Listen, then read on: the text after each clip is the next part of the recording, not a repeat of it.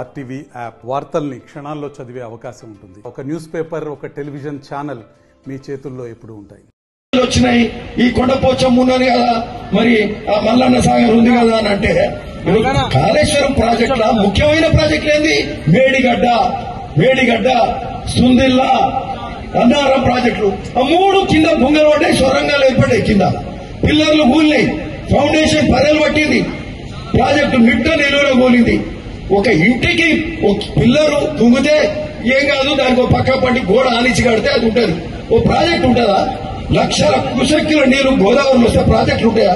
కూలిపోయే project కట్టిరు.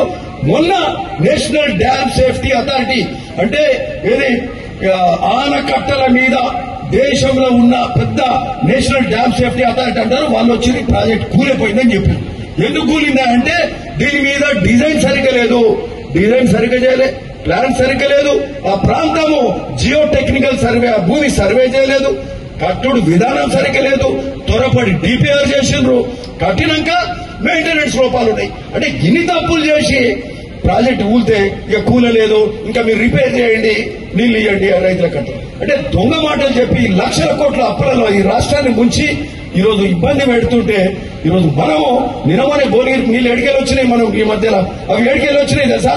ఎల్లంపల్లికెళ్ళి వచ్చినాయి, కాంగ్రెస్ కట్టిన ప్రాజెక్ట్కి వెళ్ళి వచ్చినాయి. ఎల్లంపల్లి మిడ్ మానేర్కెళ్ళి నీళ్లు వచ్చినాయి తప్పితే నీకు మేడిగడ్డ నుంచి నీళ్లు రాలే. కేసీఆర్ కట్టిన ప్రాజెక్ట్ కూలిపోయింది ఈరోజు. సో అట్లాంటి ఘనకార్యాలు చేసిన ప్రభుత్వాలు మొన్న వరంగల్ వచ్చి చాలా గొప్ప మాటలు మాట్లాడుతున్నారు. వాళ్ళు అది చేసిండ్రా, గిది చేసిండ్రా అంటే మేము కూడా అడుగుతాం. కేసీఆర్ దళితులకు 3 ఎకరాల భూమి ఇచ్చిందా అంటే ఇవ్వలేదని మనం కూడా చెప్తాం కదా. దళితులకు 3 ఎకరాలు ఇచ్చిండా చెప్పాలి, ఇచ్చిండా? దళితుల ముఖ్యమంత్రి చేసిండా? నిరుద్యోగ వృత్తి ఇచ్చిండా? రుణమాఫీ ఏకకాలంలో చేసిండా? చేయలేదు. ఇందిరా మిల్లు ఇచ్చిండా? రేషన్ కార్డులు ఇచ్చిండా? పెన్షన్లు పెంచిండా? మరి నువ్వు చేసిన కార్యక్రమం ఏందా అంటే నీ అన్నిట్లలో ఫెయిల్ అయ్యి ఈ రోజు వచ్చి 15 ఏళ్ల తర్వాత వచ్చి మన గురించి మాట్లాడుతున్నావు. ఈ రోజు నువ్వు ఇన్ని అప్పులు చేసిపోతే కూడా ఈ కాంగ్రెస్ ప్రభుత్వం ప్రజాపాలనలో ధైర్యంగా ఇన్ని కార్యక్రమాలు చేసుకుంటూ పోతున్నావు. ఇబ్బందులు ఉన్నప్పటికీ ప్రజలందరూ కూడా ఇవన్నీ కూడా గ్రహించాలని కోరుతూ అంతా బాగా జరుగుతుంది. మన భువనగిరి ప్రాంతం కూడా ఇరిగేషన్ ప్రాజెక్టులకు 500 కోట్లు శాంక్షన్ తీసుకున్నాం. హెచ్ఎండి కింద 56 కోట్లు, మరి మన ప్రాంతాల గ్రామీణ ప్రాంతాల రోడ్లు డ్రైనేజీలకు 56 కోట్ల రూపాయలు శాంక్షన్ చేసుకున్నాం. గ్రామీణ ప్రాంతాల పంచాయతీరాజ్ రోడ్లు శాంక్షన్ అయినాయి, బ్రిడ్జిలు శాంక్షన్ చేసుకుంటున్నాం. చాలా పనులు అవుతున్నాయి.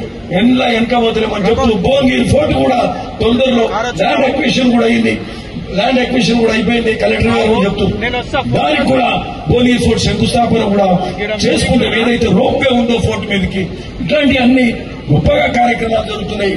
మరి కాబట్టి మీ అందరికీ కూడా మనవి చేస్తూ మరి ఈ భూభారతి సదస్సుకు వచ్చిన మీ అందరికీ కూడా ధన్యవాదాలు చెబుతూ అందరికీ నమస్కారం. ఆర్టీవీ యాప్ వార్తల్ని క్షణాల్లో చదివే అవకాశం ఉంటుంది. ఒక న్యూస్ పేపర్, ఒక టెలివిజన్ ఛానల్ మీ చేతుల్లో ఎప్పుడూ ఉంటాయి.